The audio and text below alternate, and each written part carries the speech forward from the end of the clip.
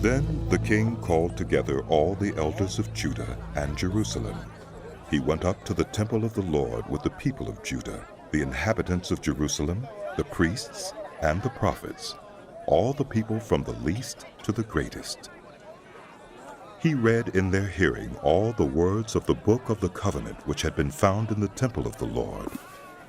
The king stood by the pillar and renewed the covenant in the presence of the Lord, to follow the Lord and keep his commands, statutes, and decrees with all his heart and all his soul, thus confirming the words of the covenant written in this book. Then all the people pledged themselves to the covenant. The king ordered Hilkiah the high priest, the priests next in rank, and the doorkeepers to remove from the temple of the Lord all the articles made for Baal and Asherah and all the starry hosts. He burned them outside Jerusalem in the fields of the Kidron Valley and took the ashes to Bethel. He did away with the idolatrous priests appointed by the kings of Judah to burn incense on the high places of the towns of Judah and on those around Jerusalem, those who burned incense to Baal, to the sun and moon, to the constellations, and to all the starry hosts. He took the Asherah pole from the temple of the Lord to the Kidron Valley outside Jerusalem and burned it there. He ground it to powder and scattered the dust over the graves of the common people. He also tore down the quarters of the male shrine prostitutes that were in the temple of the Lord, the quarters where women did weaving for Asherah. Josiah brought all the priests from the towns of Judah and desecrated the high places from Geba to Beersheba, where the priests had burned incense. He broke down the gateway at the entrance of the gate of Joshua, the city governor, which was on the left of the city gate. Although the priests of the high places did not serve at the altar of the Lord in Jerusalem, they ate unleavened bread with their fellow priests. He desecrated Topheth, which was in the valley of Ben-Hinnom, so no one could use it to sacrifice their son or daughter in the fire to Molech. He removed from the entrance to the temple of the Lord the horses that the kings of Judah had dedicated to the sun. They were in the court near the room of an official named Nathan-Melech. Josiah then burned the chariots dedicated to the sun. He pulled down the altars the kings of Judah had erected on the roof near the upper room of Ahaz, and the altars Manasseh had built in the two courts of the temple of the Lord. He removed them from there, smashed them to pieces, and threw the rubble into the Kidron Valley. The king also desecrated the high places that were east of Jerusalem on the south of the Hill of Corruption, the one Solomon, king of Israel, had built for Ashtoreth, the vile goddess of the Sidonians, for Chemosh, the vile god of Moab, and for Molech, the detestable god of the people of Ammon. Josiah smashed the sacred stones and cut down the Asherah poles and covered the sites with human bones, even the altar at Bethel, the high place made by Jeroboam, son of Nebat, who had caused Israel to sin. Even that altar and high place he demolished. He burned the high place and ground it to powder, and burned the Asherah pole also. Then Josiah looked around, and when he saw the tombs that were there on the hillside, he had the bones removed from them and burned on the altar to defile it, in accordance with the word of the Lord proclaimed by the man of God who foretold these things. The king asked, "What is that tombstone I see?" The people of the city said, "It marks the tomb of the man of God who came from Judah and pronounced against the altar of Bethel the very things you have done to it." "Leave it alone," he said. "Don't let anyone disturb his bones." So they spared his bones and those of the prophet who had come from Samaria. Just as he had done at Bethel, Josiah removed all the shrines at the high places that the kings of Israel had built in the towns of Samaria and that had aroused the Lord's anger. Josiah slaughtered all the priests of those high places on the altars and burned human bones on them. Then he went back to Jerusalem. The king gave this order to all the people: "Celebrate the Passover to the Lord your God, as it is written in this book of the covenant. Neither in the days of the judges who led Israel, nor in the days of the kings of Israel and the kings of Judah had any such Passover been observed.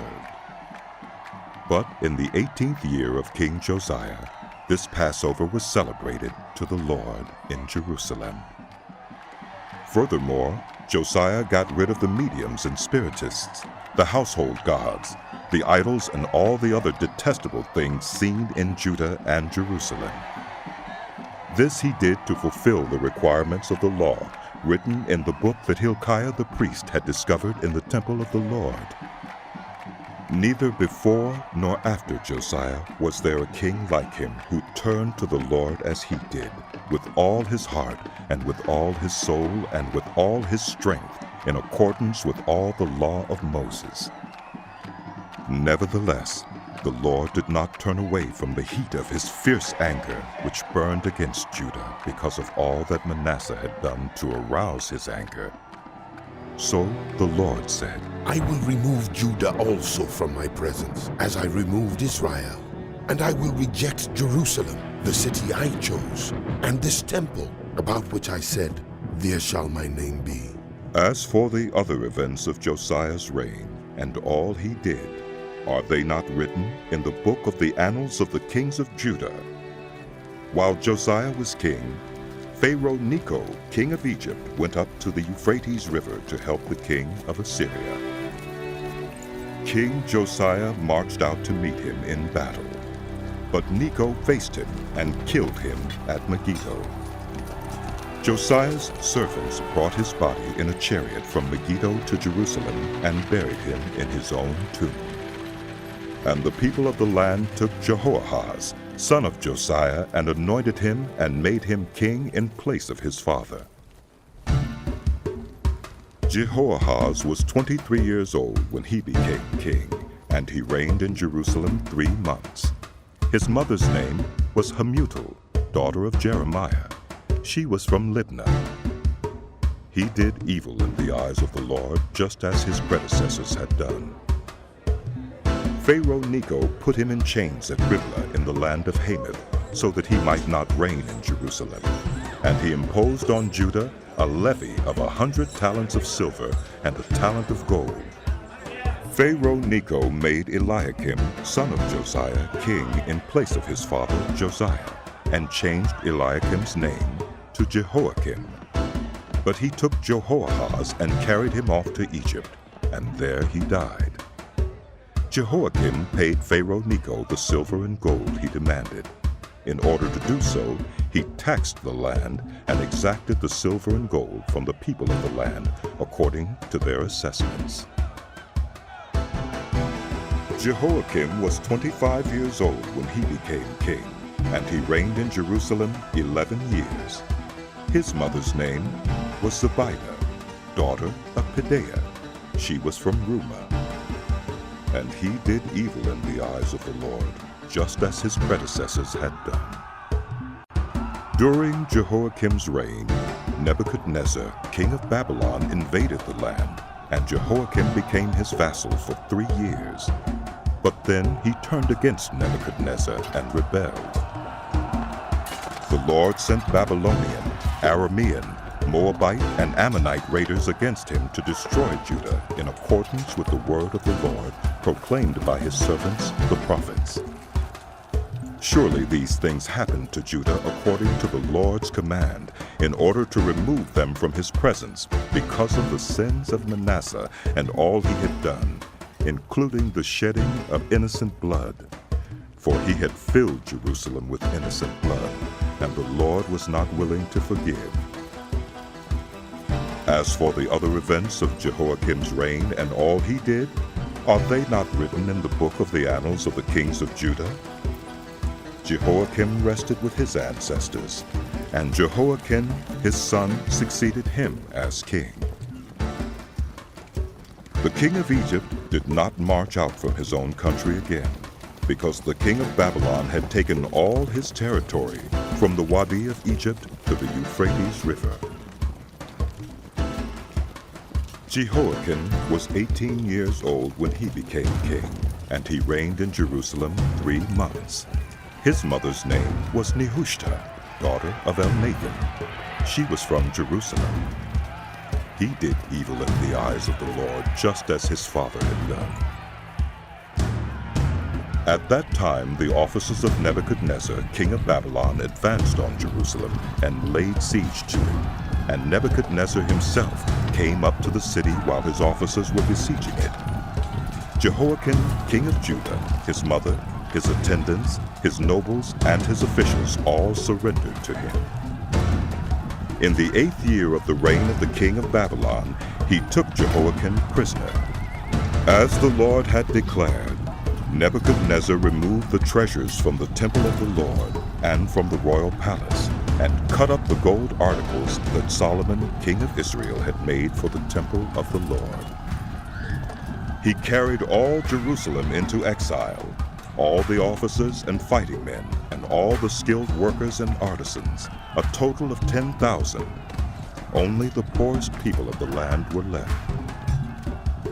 Nebuchadnezzar took Jehoiakim captive to Babylon. He also took from Jerusalem to Babylon the king's mother, his wives, his officials, and the prominent people of the land. The king of Babylon also deported to Babylon the entire force of 7,000 fighting men, strong and fit for war, and 1,000 skilled workers and artisans. He made Mattaniah, Jehoiakim's uncle, king in his place, and changed his name to Zedekiah. Zedekiah was 21 years old when he became king, and he reigned in Jerusalem 11 years. His mother's name was Hamutal, daughter of Jeremiah. She was from Libnah.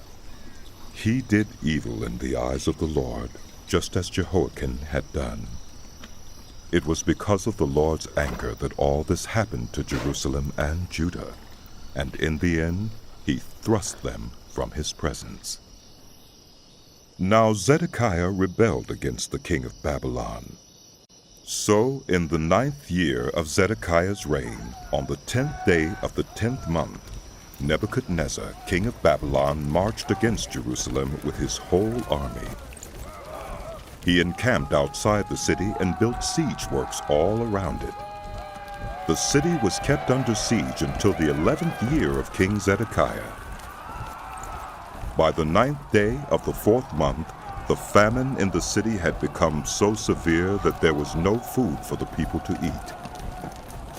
Then the city wall was broken through, and the whole army fled at night through the gate between the two walls near the king's garden, though the Babylonians were surrounding the city. They fled toward the Arabah, but the Babylonian army pursued the king and overtook him in the plains of Jericho. All his soldiers were separated from him and scattered, and he was captured. He was taken to the king of Babylon at Riblah, where sentence was pronounced on him. They killed the sons of Zedekiah before his eyes. Then they put out his eyes, bound him with bronze shackles, and took him to Babylon. On the 7th day of the 5th month, in the 19th year of Nebuchadnezzar, king of Babylon, Nebuzaradan, commander of the imperial guard, an official of the king of Babylon, came to Jerusalem. He set fire to the temple of the Lord, the royal palace, and all the houses of Jerusalem. Every important building he burned down. The whole Babylonian army under the commander of the imperial guard broke down the walls around Jerusalem. Nebuzaradan, the commander of the guard, carried into exile the people who remained in the city, along with the rest of the populace and those who had deserted to the king of Babylon. But the commander left behind some of the poorest people of the land to work the vineyards and fields. The Babylonians broke up the bronze pillars, the movable stands, and the bronze sea that were at the temple of the Lord, and they carried the bronze to Babylon. They also took away the pots, shovels, wick trimmers, dishes, and all the bronze articles used in the temple service. The commander of the imperial guard took away the censers and sprinkling bowls, all that were made of pure gold or silver. The bronze from the 2 pillars, the sea, and the movable stands, which Solomon had made for the temple of the Lord, was more than could be weighed. Each pillar was 18 cubits high. The bronze capital on top of one pillar was 3 cubits high and was decorated with a network and pomegranates of bronze all around. The other pillar with its network was similar. The commander of the guard took as prisoners Seraiah, the chief priest, Zephaniah, the priest next in rank, and the 3 doorkeepers. Of those still in the city, he took the officer in charge of the fighting men and 5 royal advisers. He also took the secretary, who was chief officer in charge of conscripting the people of the land, and 60 of the conscripts who were found in the city.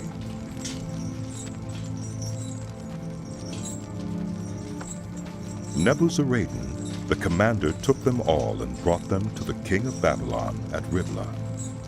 There at Riblah, in the land of Hamath, the king had them executed. So Judah went into captivity away from her land. Nebuchadnezzar, king of Babylon, appointed Gedaliah, son of Jehoiakim, the son of Shaphan, to be over the people he had left behind in Judah. When all the army officers and their men heard that the king of Babylon had appointed Gedaliah as governor, they came to Gedaliah at Mizpah.